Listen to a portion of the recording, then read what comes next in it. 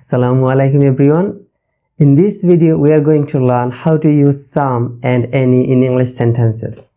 খুব সহজেই আমরা এই শব্দগুলো ভুলভাবে ব্যবহার করে থাকি। সো আজকের এই লেসনে আমরা দেখব কিভাবে এই শব্দগুলো সঠিকভাবে ব্যবহার করা যায়। শুরুতেই মনে রাখবেন যে যখনই কোনো একটা কিছু আপনাকে পজিটিভ ভাবে এক্সপ্রেস বা প্রকাশ করতে হবে তখনই ব্যবহার করবেন some। অন্যদিকে যখন কোনো কিছু আপনি নেগেটিভ ভাবে প্রকাশ করতে হয় তখন আপনি ইউজ করবেন any।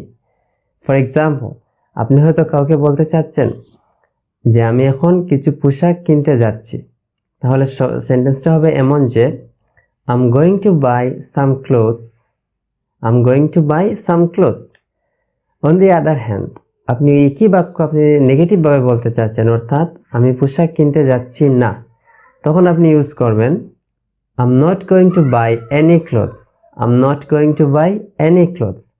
To sum up, to express something positive, you should use some, and to express something negative, you should use any. I hope you find this lesson helpful.